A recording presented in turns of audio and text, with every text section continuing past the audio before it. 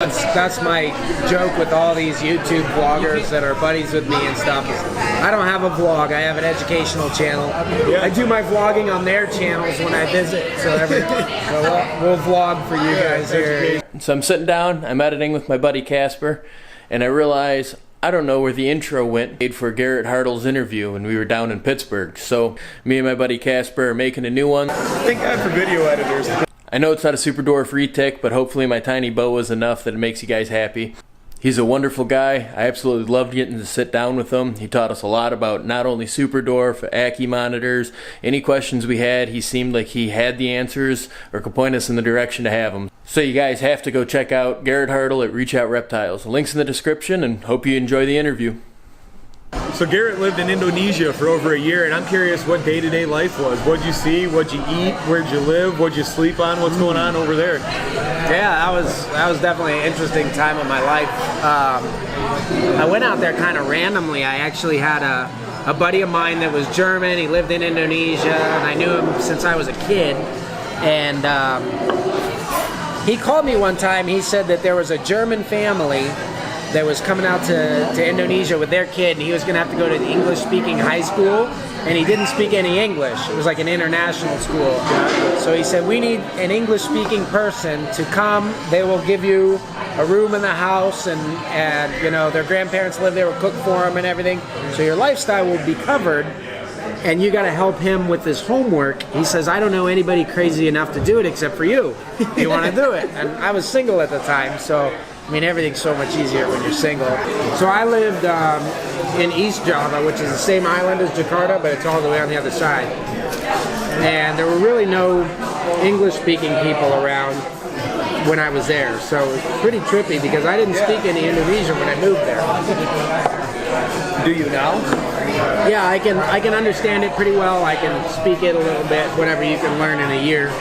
You know, being immersed or whatever. It's light conversational is what I can do. I'm sure I sound like a moron to anybody that's actually from there, but yeah, I lived with them, and I would run out herping and stuff on the weekends and stuff like that. And it was a big adjustment, like clothing, the temperatures, the food, the bathrooms, everything is totally different.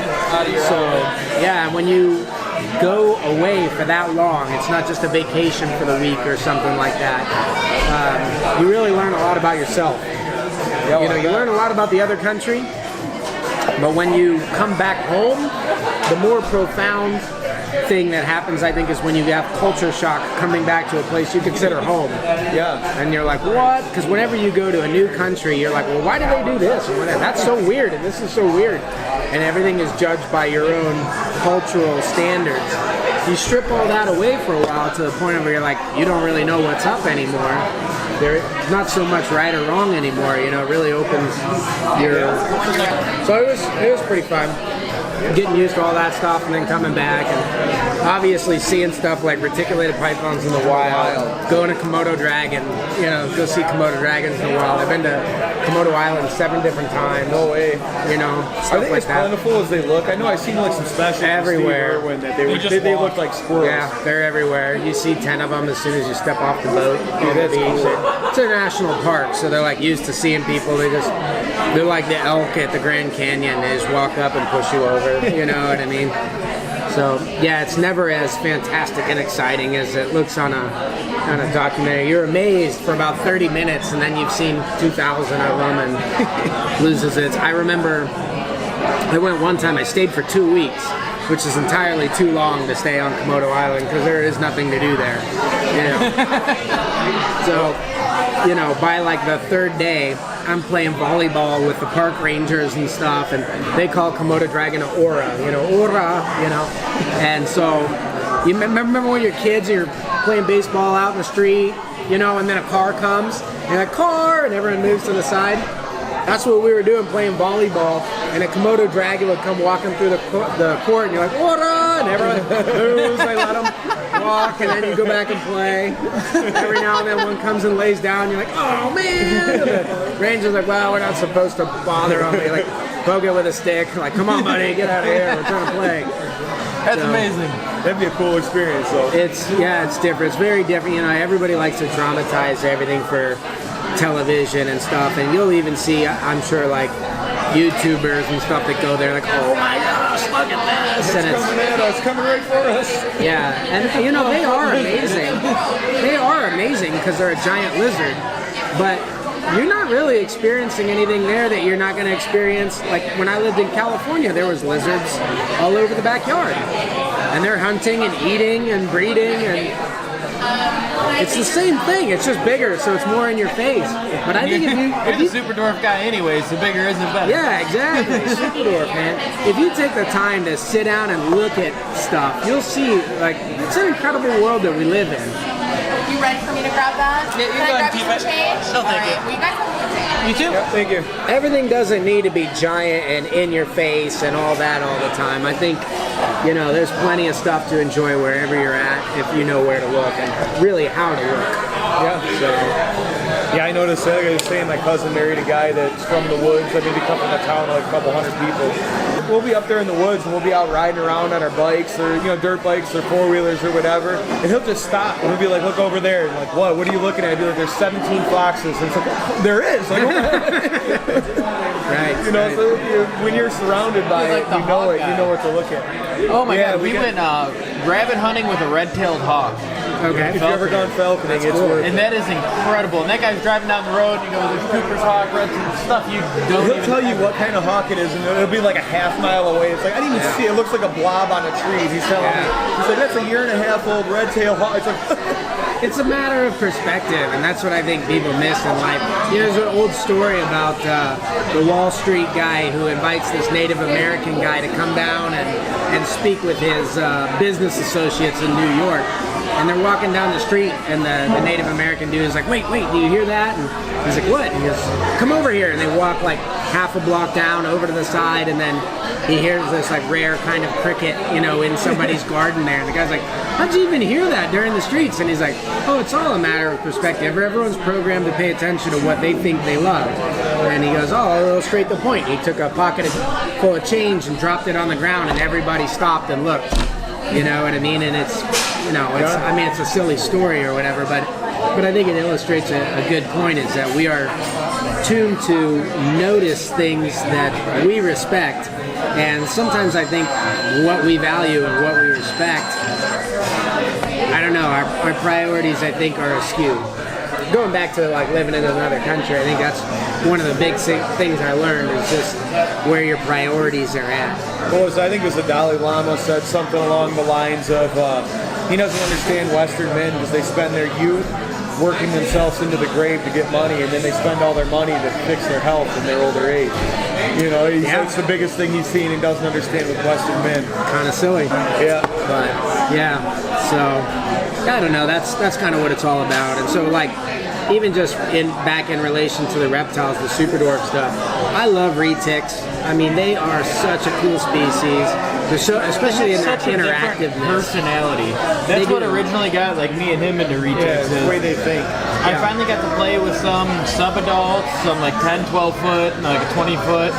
And just the way that they act, I need to own one just so I can play with it. I need to learn how to read that animal over anything else. Well, I've always been kind of a lizard guy myself. You know, you're talking about ackies and stuff, but the monitor lizards, the big iguanids and stuff like that, I've always loved those guys. That's why I went to Komodo Island, because they are intelligent, you know, and the way they interact with you. You don't really get that with snakes, except with retics.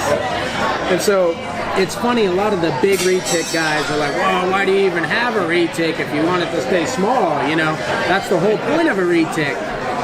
I don't believe that. I think they're just saying something they heard and thought was funny one time, and it's like their macho thing they say. Because if you're into retics just because of size alone, you just missed everything that makes them cool. Yeah. The way they look, the way they act, the way they think, the fact that they hardly ever get sick. You know what I mean? I love everything. I love the way they breed and the maternal incubation and all the different habitats that they have. Having a giant and semi-arboreal snake like that is just incredible.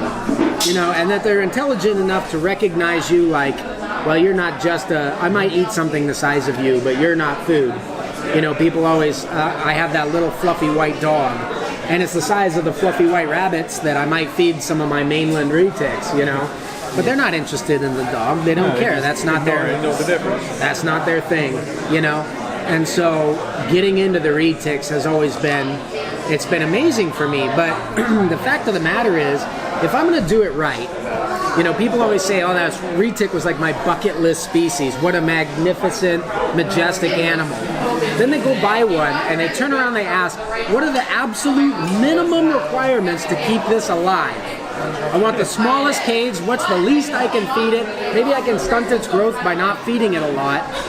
What the heck are you thinking? Why did you get it? Why would you get something you think is magnificent just to provide it with the absolute minimum?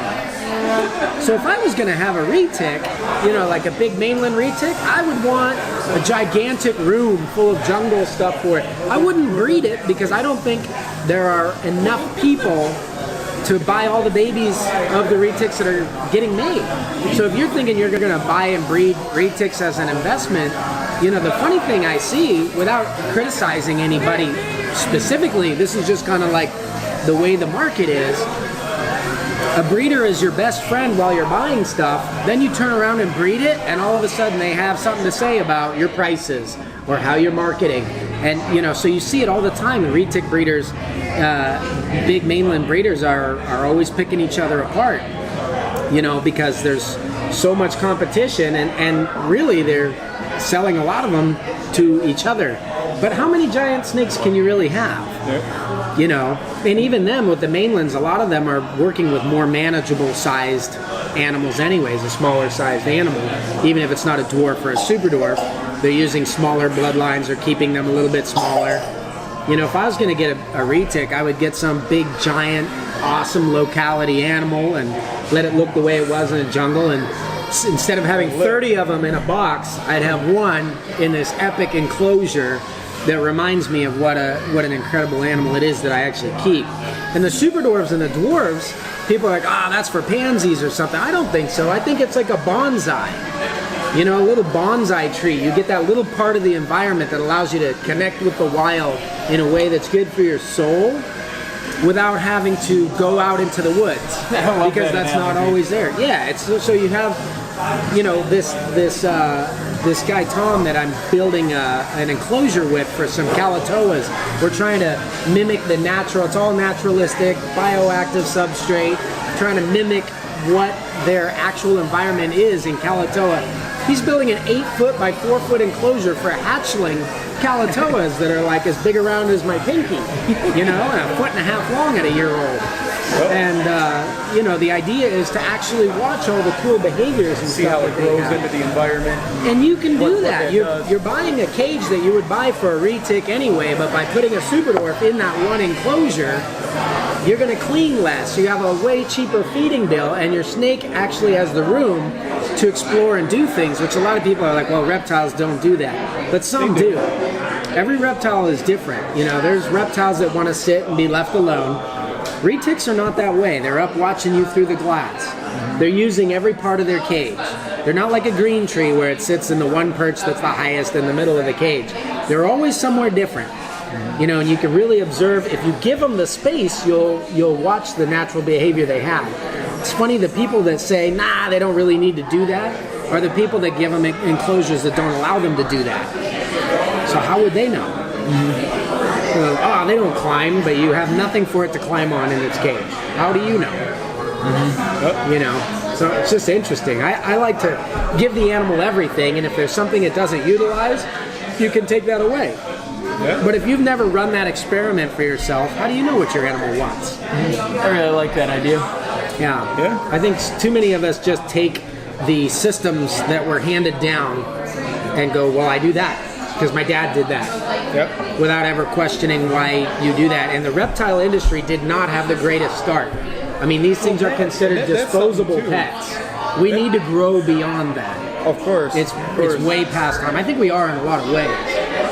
I think kind of in that aspect too is now that we're captive breeding animals, like when I first got into it, everything was wild caught. And Everything was wild caught, and you wanted one of everything. Exactly. You know, and now I still want one of everything. Yeah. But we're getting to that point where the captive breedings have made them into almost a different animal. They're not the same as they were as a wild caught. Right. You know, a wild caught animal is going to act completely different than a 6th, 7th, 8th generation captive bred. I don't care what animal or what, you know, if it's a retic or a carpet python or even a ball python, you're getting a completely different animal than 30 years ago.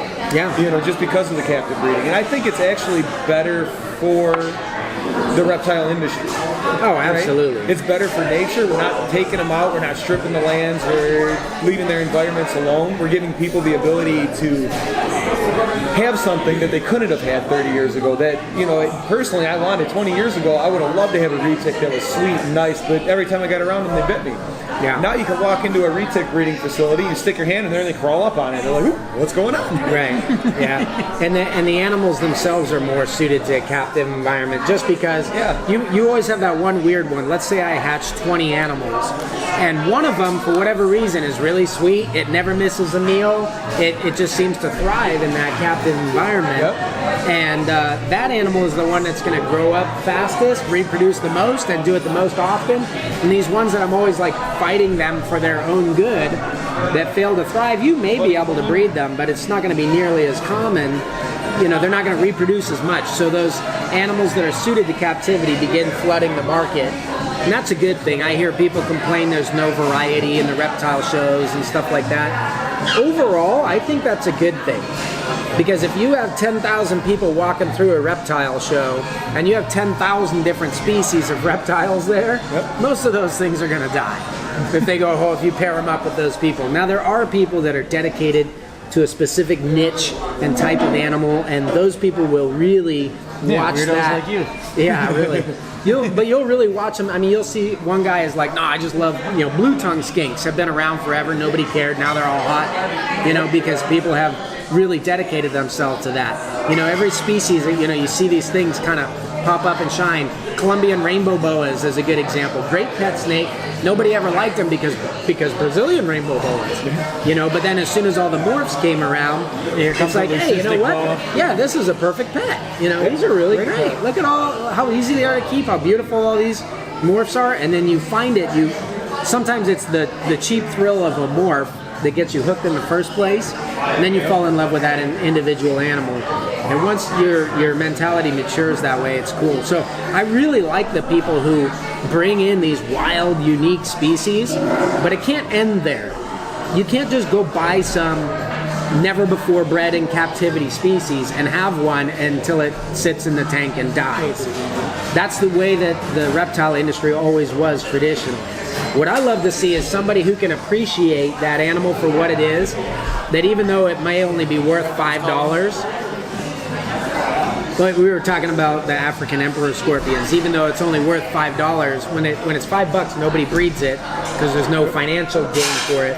Then you can't import them anymore, and all of a sudden everyone's like, whoa, how do we breed these? Yep. You see it happen with like the Chinese crocodile lizards. You know what I mean? Became super rare. Can't get them in anymore. That croc monitors those. They're like a spiny-tailed skink. Those little croc lizards. Oh yeah, the red-eye crocodile skinks. Yeah, see, they're still imported, but that's an incredible lizard. If they shut down imports, there's enough people captive breeding those. Breed those too. Those would be that are they would skyrocket. And it's funny that people fail to appreciate them when they're not worth money. Yep. And that's sad. That's why when you get people that work with this niche animal and they're completely dedicated to it, like my buddy Forrest with all the different crazy Abronia species he has, those things are amazing. I cannot wait to see his collection. And some of them are relatively inexpensive. He's selling, captive bred babies that are just absolutely fantastic. What a cool species to keep. So, I always encourage people to buy captive bred animals to get into them, but I don't have any problem with someone bringing over a new wild-caught animal and trying to get it established in captivity, and to that point where it becomes a rewarding captive. The first generation is tough.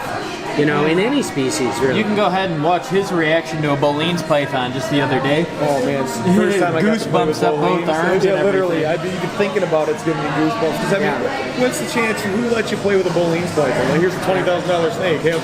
Yeah, I mean, there's only been, 3 people in North America to ever successfully breed them.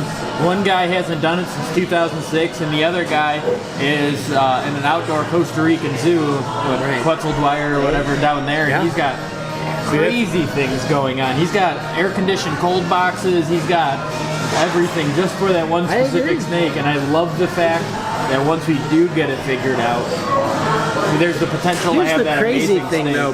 Bowlins have always been kind of like this super classy, elite animal, and you know, I think it's deserved. They're an amazing snake. But then there's snakes like, you know, I used to have a few pairs of Madagascan leaf-nosed snakes. Probably one of the weirdest, most unique animals on the planet. You can go get them for $100 whenever they're imported, and nobody breeds them. Yep. Why aren't those things being bred? Yeah. You know, I tried to do it. Right? I had those. I had some rare like Madagascan diving skinks. I used to have all these species where I was like, this is amazing.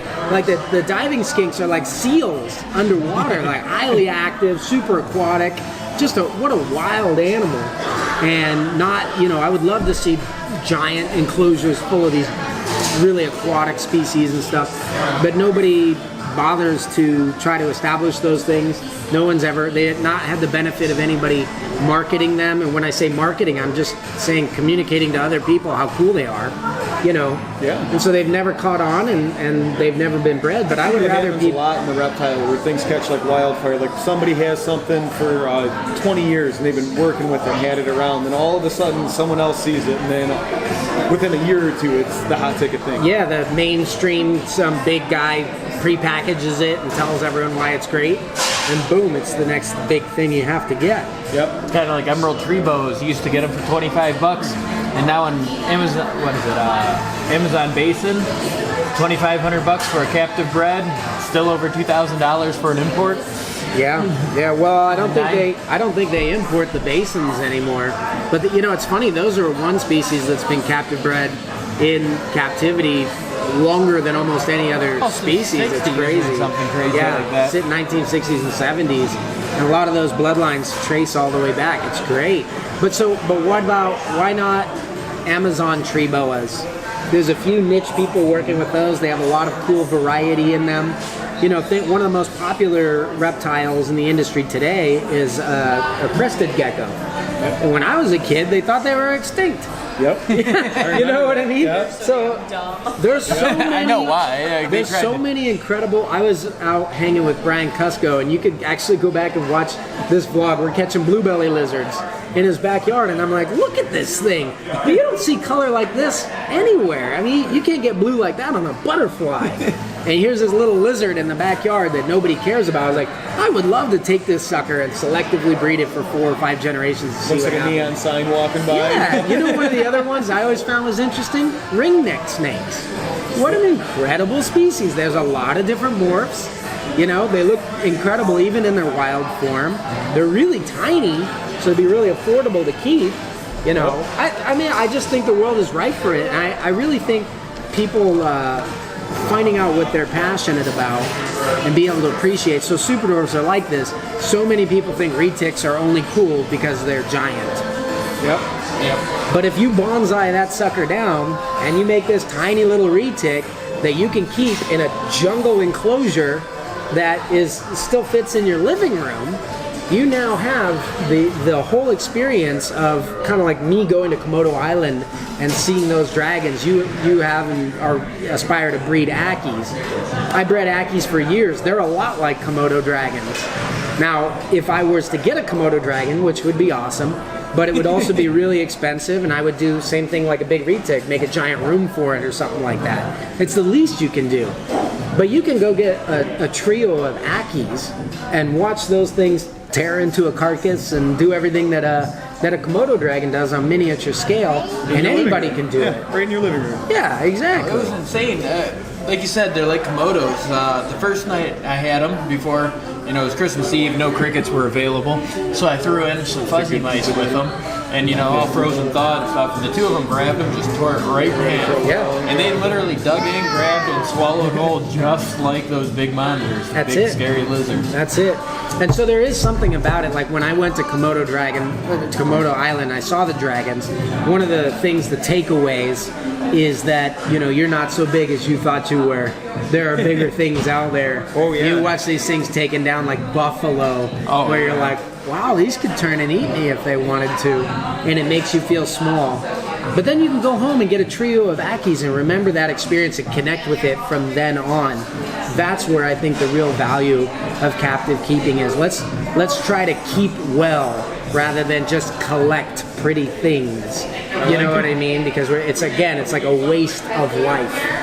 I think that's actually where the reptile industry is kind of headed to. I've noticed that from, like I said, 15 years ago I used to work in a pet shop. And it was all, I need one of these, one of these, one of these. I'm not going to take care of it. Now everyone wants to know the husbandry, how to make it work right. What's been working for people that know, and I think that's great. Yeah. I'd like to see it continue going. Absolutely. In that manner. Absolutely, yeah. Same kind of thing. It shouldn't be what is the absolute minimum I can do for this thing and keep it alive. It should be what is the absolute best way to maximize this animal to see all of its natural behaviors. And like if someone's breeding, I would love it if people bred for the experience of watching the snakes breed. It's funny, as long as I've been doing it, I've never had a retic maternally incubate eggs. I know other people that have, and I've actually done it with other species, but that's one thing I'm working towards. So isn't that funny that after 20 years of commercial, reproduction of these things, I've never actually experienced a mother on her eggs through, the entire thing of incubation. Are you going to give that a go this year, you think? Or I don't know about this year, but yeah, soon. I mean, it's the direction I'm going. That whole bioactive experiment was for some stuff that I'm planning with that. The problem is we don't provide them with the breadth of options that they have in the wild. And so you're forcing that mother to incubate in the climate you dictate to her. I don't know enough about what they need or what they want. So yeah, this coming year, 2019, will be me and my wife's 10-year anniversary, and we've always talked about going to Indonesia for that. So we've decided to go ahead and see if we can make a trip to the islands where these guys come from. So if we could actually take a 10-year anniversary boat ride out to Kalatoa Island or something and try to experience some of this stuff that'd be awesome. in the wild, I think that, it's kind of like a picture is 1,000 words. When you're there and you smell the smells and you feel how the air is. Walking with a temp and humidity meter, just there walking around. Yeah, there you go. Loving it. That's there. Honestly, all that stuff is built in.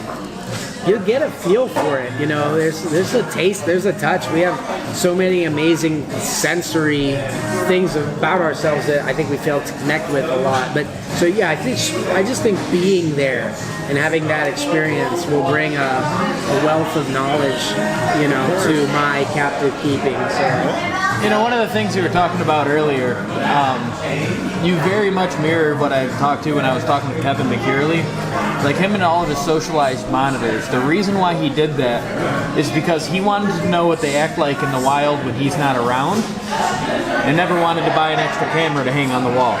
So there you go. He goes, his biggest thing is, I'm going to create something, I'm going to create an environment, I'm going to create a personability with an animal, so I can see the way it acts in the wild, the way it acts naturally, and then build from there. That's probably one of the biggest rifts between like AZA zookeeping and private zoos and collectors, is that a lot of times you have these people that believe that, like with the AZA, you should be hands off and not interacting with these animals. But to me, it seems kind of stupid to have an animal like a tiger that's afraid of people and then parade 5,000 people past it every day.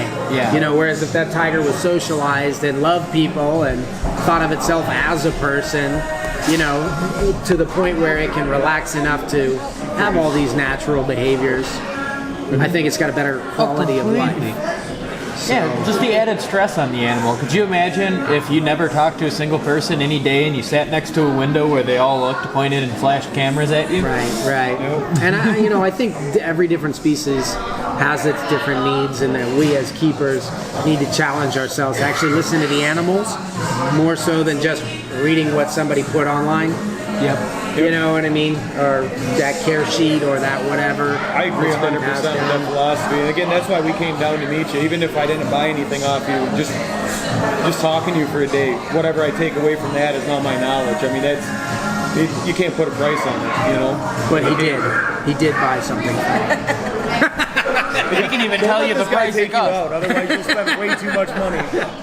Yeah, no, I mean, they're addictive. It's so cool.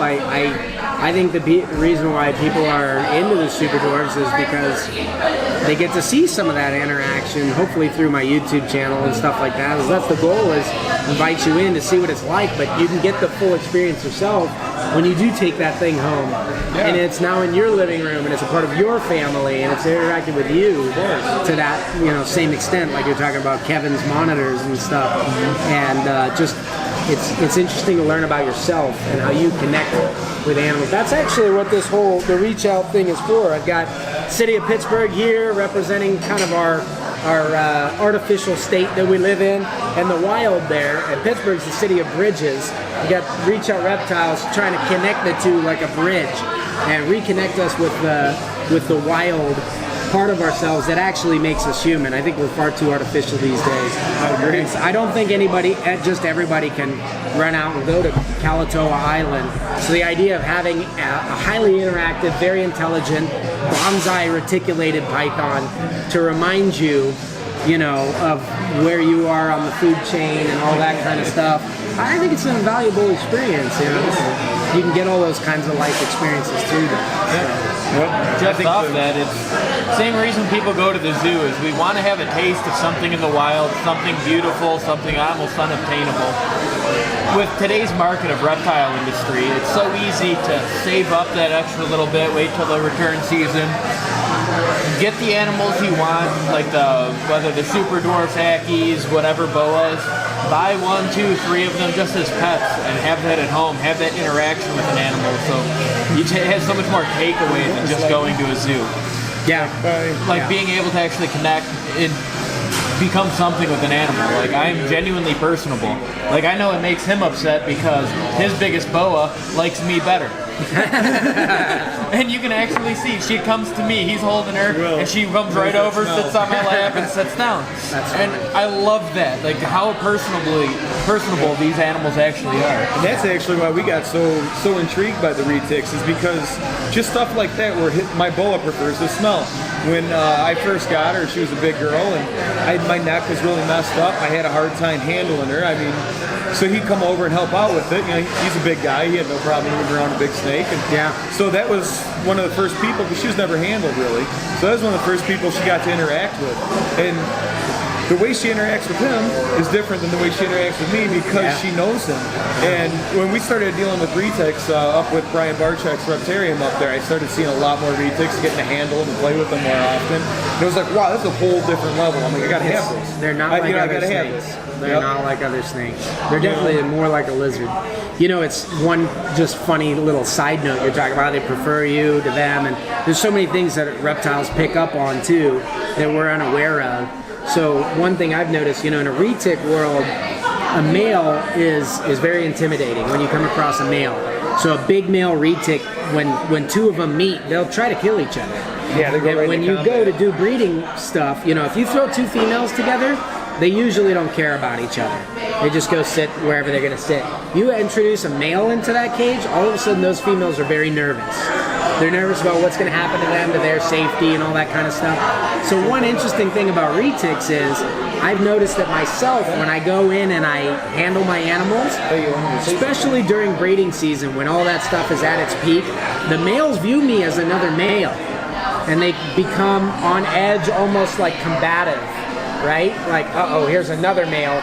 So they'll either act like I'm the macho male here, try to teach me a lesson, or they become more nervous about me, in my presence, they try to get away, which is really funny. But my wife can handle them no problem during the breeding season.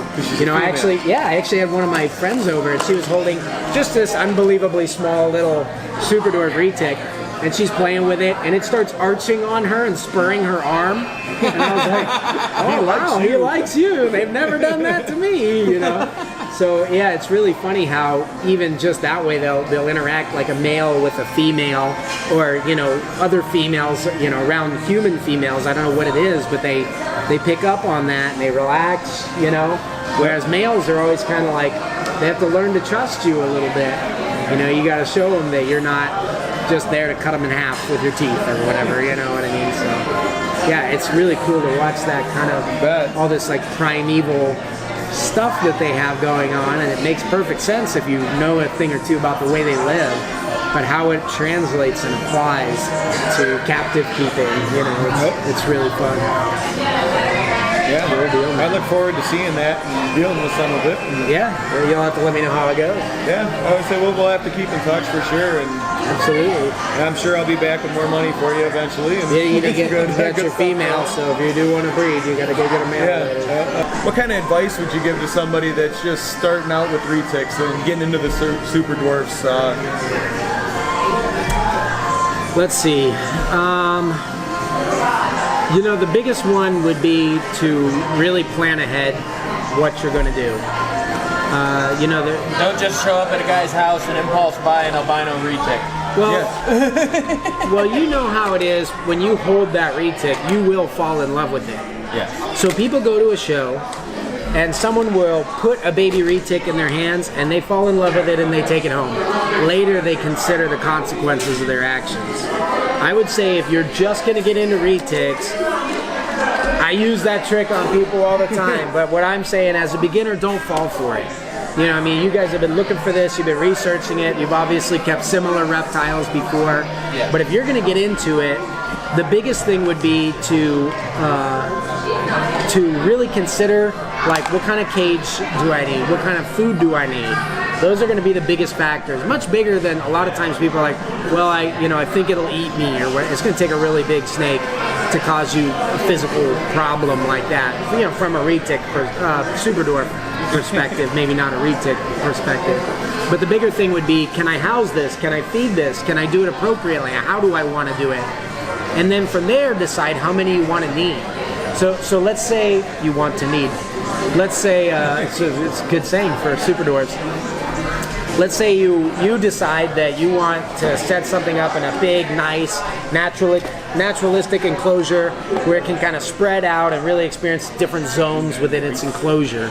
You need to determine the size of snake for the size of cage, and then how many of those cages can you actually set up. Don't go buy 12 babies and figure out what you're going to put them in later. You know, with a mainland, that's 2 rooms of your house. You know what I mean? That's crazy. So I would say plan it ahead, and then the other thing I would do is say, you know, go find a breeder, especially dwarf and super dwarf, because those words right there, dwarf and super dwarf, are silly marketing terms that don't mean anything. You know, so technically something has to be a super dwarf, it has to be 50% Kalatoa, let's say, to be called a super dwarf.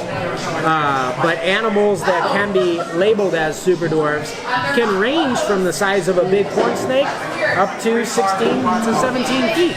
And that's a huge difference. And they can all be legitimately called super dwarfs, whether or not they should. Then you add to that the vast number of them that are misrepresented. They aren't even super dwarfs, and you really have no clue. So I would say go to a breeder that has good bloodlines that you like, get the animal that you want, you know, spend the time, do the research, get that animal, and in that way you won't be contributing to the buying, flipping, selling thing that becomes the lifestyle of most retics in captivity. You know, I think if you went and looked at all the adult retics that are out there, they were either bought as a baby or bred and raised up right at that breeder's house, you know, or they've been owned by 8 different people in the time it took for them to hopefully find a forever home without dying in the process. Yeah, somebody to take care of. Yeah, be prepared, go with a great breeder, get exactly what you want, and set it up well, enjoy it. They're know your interactive. caging, know your food, know your breeder and genetics. It's good advice. Yeah. Real good advice.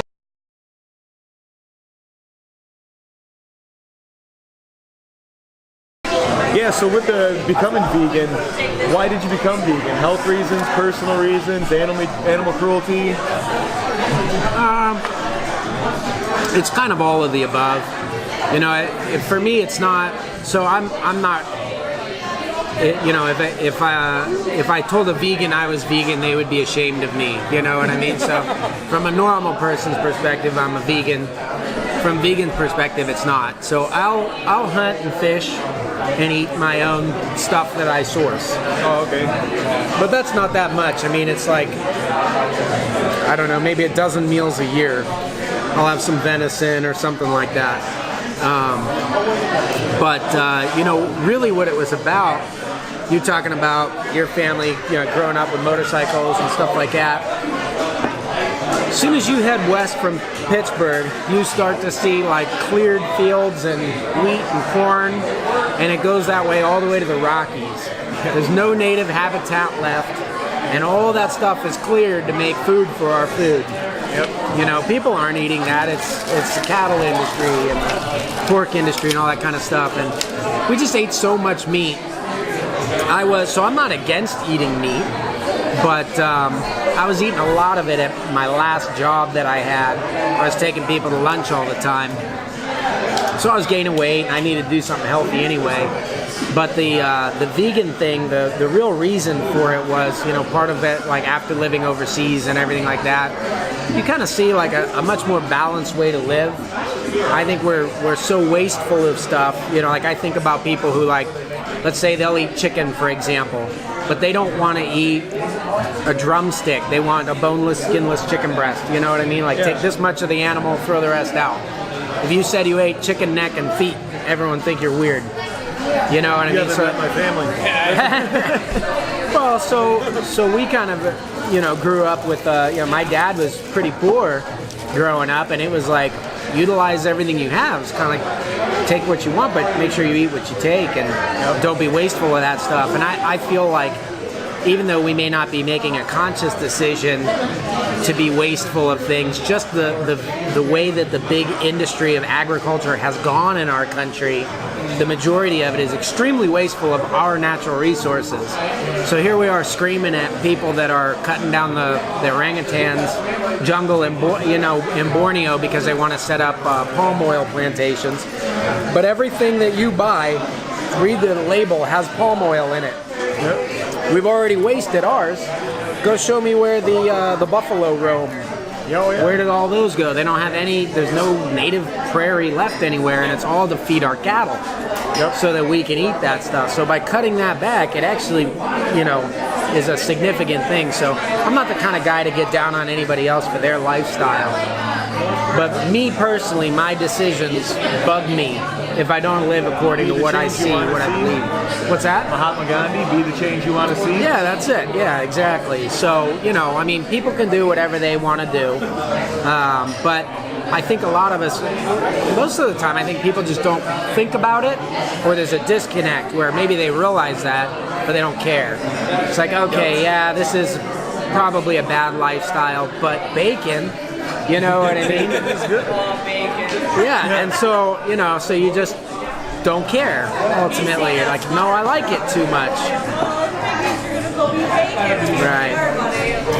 So as somebody that's like, you know, an animal lover and stuff like that, it's not that I have a problem. Like I said, I'll hunt, I'll fish, but even then, if you go hunting, that animal, let's say I'm hunting for a deer, that deer lived in its wild habitat, it participated in the ecosystem its entire life. And here in Pennsylvania, we don't even have the predators that we used to anymore. So I'm doing the job that a puma would have 100 years ago, and removing that deer as an adult, and there's no chemicals in it, so from a health perspective it's better. And then the other side of it too is that, you know, a lot of times people, that's funny, my in-laws would give me a hard time about hunting because they're like, oh, but Bambi, how could you do that to Bambi? And the thing is, so I archery hunt. You know, I just find it more sporting and more interesting. And when that animal that I'm eating, when I take its life, I take responsibility for the way that it died. its life was provided for naturally. I was there at its time of death, and it might not be the guy it wanted to be next to as it died, but at least it's not dying alone. I take responsibility for a clean shot, that it was humane. And if you're eating a cheeseburger and condemning me for taking the life of an animal I eat, you just can't do that, because you have no idea not only of the quality of life, but the time of death of that animal. You don't know anything. You're just buying it in a package at a store. When you think about it, a lot of times the way those things are euthanized is cruel to the individual. The way that the animals are raised is not good for the environment as a whole. You know, and so it has a much worse impact on the world around you. And even if I'm going to do something, you know, I take responsibility for that.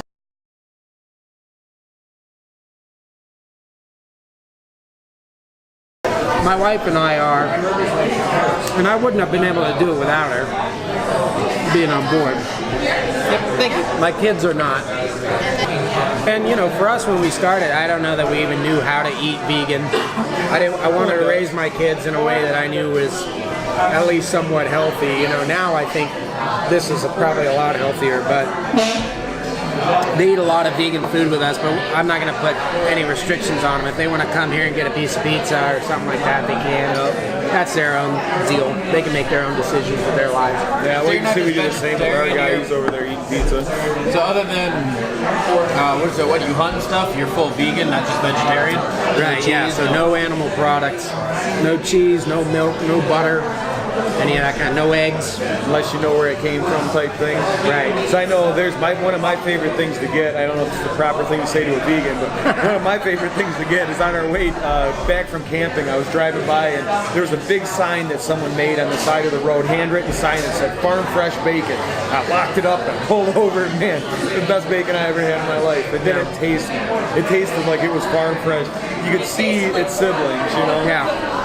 It was processed there, right there is a family-owned farm, and it was awesome. Yeah. I mean, just the difference in quality is unreal. Yeah, and you know what, honestly, like the cheap meat, the cheap dairy, the stuff at McDonald's that we get every day. Oh, that's not meat. You're not missing it anyway, you know what I mean? It's just as wasteful. It really has no benefit to you.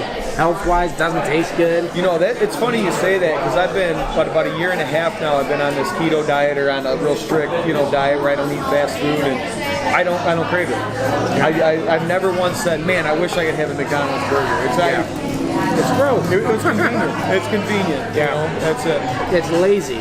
Exactly. That's what it is. It's lazy. It doesn't cost any more money. It doesn't really take any more time. Yeah. Right.